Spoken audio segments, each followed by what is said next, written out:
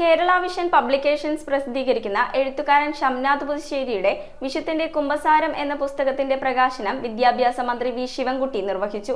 Jyothikumar VS അധ്യക്ഷത വഹിക്കുന്ന ചടങ്ങിൽ വിവിധ സാംസ്കാരിക സാഹിത്യ മേഖലകളിലെ പ്രമുഖർ പങ്കെടുത്തു. കേരള വിഷൻ പബ്ലിക്കേഷൻസ് പ്രസിദ്ധീകരിക്കുന്ന എഴുത്തുകാരൻ ഷംനാദ് പുതുശ്ശേരിയുടെ വിശുദ്ധന്റെ കുമ്പസാരം എന്ന പുസ്തകം പ്രകാശനം ചെയ്തു.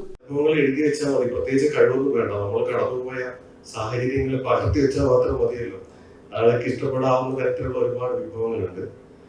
പിന്നെ ഇത് വളരെ ഒരു 50 പേരോ 60 പേരോ ഒക്കെ ഉള്ള ഒരു ചെറിയ സദസ്സായിരിക്കും. പക്ഷെ ഈ സദസ്സ് എന്നെ സംബന്ധിച്ചിടത്തോളം എന്റെ സ്നേഹത്തിന്റെ, എന്റെ സൗഹൃദത്തിന്റെ അടയാളങ്ങളൊക്കെയും വാരി അണിഞ്ഞിരിക്കുന്ന സദസ്സാണ്. നിങ്ങളുടെ വന്നിരിക്കുന്നത് പുസ്തകത്തിലുള്ള സ്നേഹം കൊണ്ടൊന്നുമല്ല, ശബ്ദശേരിയോടുള്ള സ്നേഹമാണെന്ന്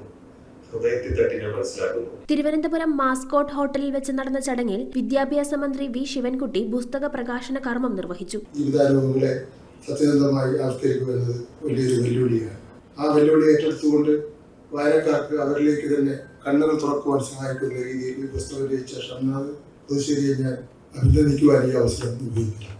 ജ്യോതികുമാർ VS ചടങ്ങിന് അധ്യക്ഷത വഹിച്ചു. മാധ്യമപ്രവർത്തകയും എഴുത്തുകാരിയും സാമൂഹ്യ പ്രവർത്തകയുമായ R പാർവതി ദേവി പുസ്തകം ഏറ്റുവാങ്ങി. സാധാരണ ഞാനും ശിവൻകുട്ടിയും കൂടി ഒരു പരിപാടിക്ക് പങ്കെടുക്കാറില്ല. ഒരുമിച്ച് ഒരു വേദിയിൽ വളരെ വളരെ അപൂർവമായിട്ടാണ് ഉണ്ടാകാറുള്ളത്. പലപ്പോഴും ഞങ്ങൾ അത് ഒഴിവാക്കാറുമുണ്ട്. അങ്ങനെ ഒഴിവാകാമെന്ന് വിചാരിച്ചപ്പോൾ ഷംനാദ് പിടിച്ച പിടിയാലെ എന്നെ ഇവിടെ കൊണ്ടുവരികയാണ് ചെയ്തത്.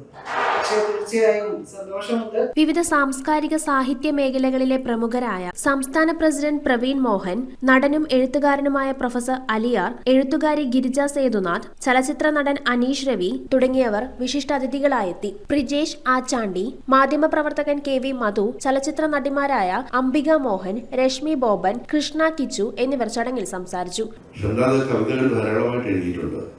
ഒരു ഭാവുകത്വ പരിണാമം സംഭവിച്ച കവിതയുടെ മേഖലയിൽ പുതിയ ഒരു കവിതാ രചനാ സമ്പ്രദായം കൊണ്ട് ശ്രദ്ധ ആകർഷിച്ച ഒരു കവി കൂടിയാണ് അദ്ദേഹം. അതുകൊണ്ട് തന്നെ കവിത സമർത്ഥമായി കൈകാര്യം ചെയ്യാൻ കഴിയുമെങ്കിൽ, അല്ലെങ്കിൽ കവിതാ രചനയിൽ ഒരു അദ്ദേഹത്തിന് കയ്യൊപ്പ് ഉണ്ട് എങ്കിൽ നിശ്ചയമായും കഥയെഴുത്ത് വളരെ അനായാസമായിരിക്കും. അതാണ് ഈ പുസ്തകത്തിന്റെ ഉള്ളടക്കത്തിൽ ഉണ്ടാകാൻ സാധ്യതയുള്ളത്. ഞങ്ങൾ 2000 Y2K കാലത്ത് കേരള പ്രസ് അക്കാദമിയിൽ ജേർണലിസം പഠിച്ച 2 ആളുകളാണ്. അതുകൊണ്ട് അദ്ദേഹത്തിന്റെ പിന്നീടുള്ള വളർച്ച വളരെ പെട്ടെന്നായിരുന്നു വളർച്ചയിലേക്ക് പോയത്. News desk metro 7.